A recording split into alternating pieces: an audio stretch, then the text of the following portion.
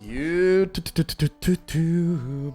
So, in the latest episode, we were discussing about my career in 1.6 and specifically in Fnatic, and saw some highlights there and there. And I just want to be moving forward a little bit and talk about the next chapter in my career in 1.6. So, before we actually really started, I just want to give a heads up to give a subscribe, like, comment about down below in the video about did you like this series? Do you want me to keep going forward? Because if we go actually to the direction that I want to, we're gonna go the whole basically way.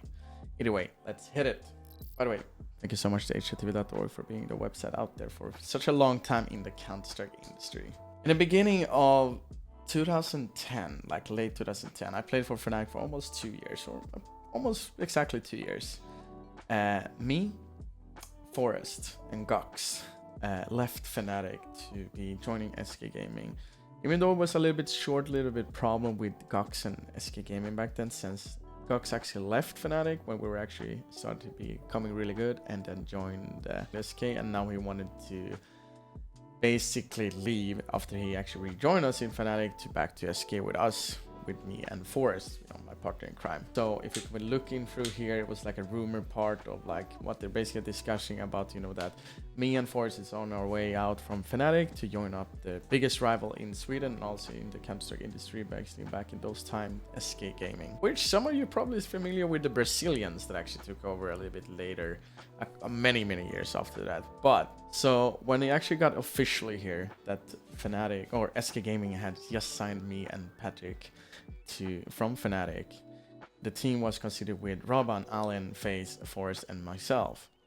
And we had a little bit roughish start in the beginning.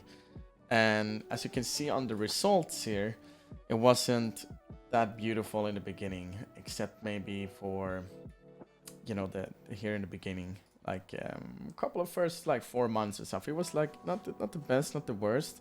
But we had a big issue though, that Alan, one of the players that we were playing with, he had to be replaced because he's been having a kind of a big issue with his health. So when we were scouting around players, we actually had Dennis for a while as a stand-in because we weren't sure if we are gonna find another player, and what we didn't know exactly back in those time what we really were looking for. Eventually we got to the clue that we really wanted an upper. And that's where actually Delpon came into the picture. As you can see, like after just Alan was in the team, he basically left and got replaced by Dennis. And then we saw that opportunity to get Delpon, who has been playing for Fnatic in the beginning of the year. He got signed to replace me and Forest, and they actually started off with winning the first tournament of the year, but then everything started to become a little bit worse for them. So he saw the opportunity to actually join us, which was kind of conversational, or like, no, it was like a big thing back then, because Delpan did actually have a contract with Fnatic, but he actually broke it and to join us in SK Gaming. And back in those times, you couldn't do like you're doing nowadays when you got buyouts, etc. like that. It was like a wild west basically. Ever since we actually got in Delpan on our team, everything started to change big time. We actually started off winning 3 tournaments on DreamHack Summer. One of them was actually a qualifier of WCG, which was one of the biggest tournament in those area, which was like the majors basically in 1.6. And we won the Swedish qualifier with Fnatic in the final 2-0. We won also the IOL. It was one of the biggest Swedish leagues back then.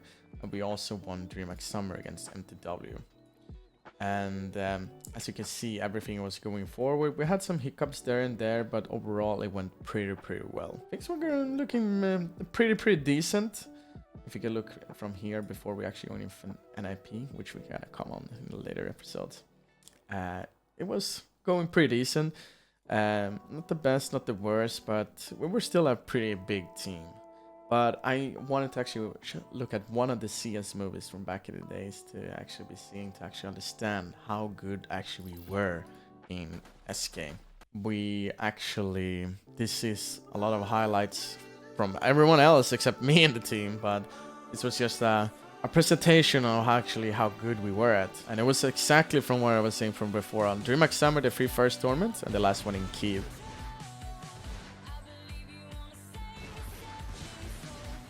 I mean, Forest has always been known for his USP, right?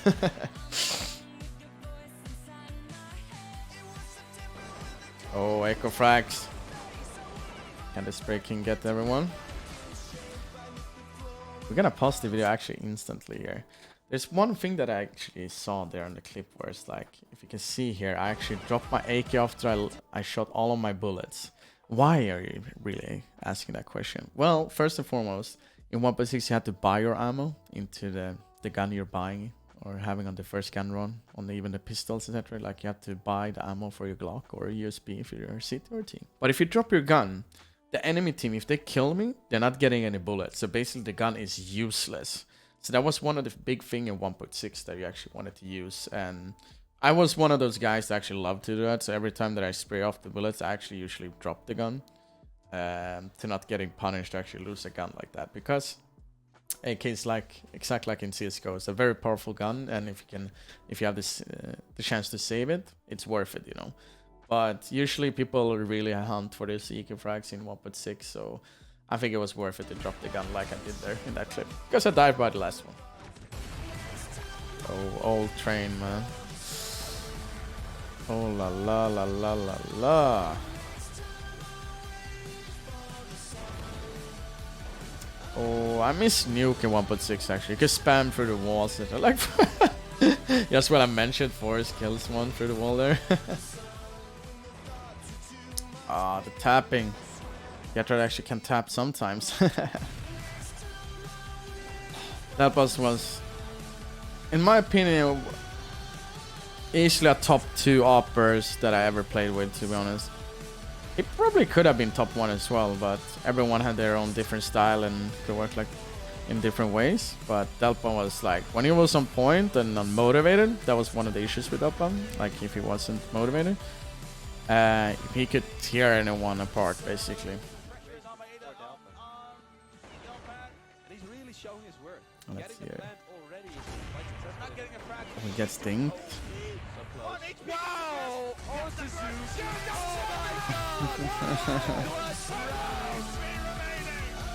I mean, beating Navi back in those times was a big thing, you know. Am I only having eco kills, like frags, clips in this video? I feel like that, no?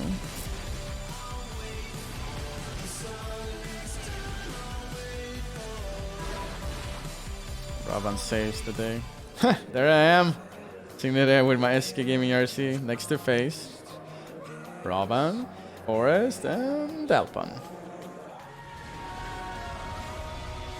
Eco frags again. What did I say? Oh, did I wear a watch back in those times? Pretty decent movie actually. It didn't show off everything what we accomplished and did in SK Gaming, but I got a couple of few takes, and one of the most interesting thing was that when we actually officially joined SK, or like before it was announced, I remember the first practice when we had with SK Gaming, and Robin, this was the first time Robin became my teammate and a good friend of mine, and I can still remember to this day when basically Robin told me to basically make this lurker role that everyone got to know through the years, and especially seeing other people reinventing it and doing their own style of lurking. But Robin told me basically in one of the first practice games, like, Chris, you're gonna be one of those annoying players. And I'm like, what do you mean? I want you to be really like basically bait everyone in our team and really do your own thing, because I really trust you with this and just go all in with it. And I'm like, are you sure? Like, because it's like a big thing to do, you know. And he's like, yeah, we gotta do that, you know. And after that, basically Robin is the one of the biggest reasons I became the lurker slash baiter that everyone can be saying through the years. And that's one of the coolest things to have Robin as an in-game leader, and also a good friend of mine that I really appreciate for the years, because he took my skill and all of those cool things to the next level, and actually was the start of basically that. Everything went pretty cool and soft there when we played in SK Gaming. Like, the organization was cool, all the people around it. We started performing even better than we did in the end of Fnatic times. And that was like one of the starting point before we actually had into CSGO.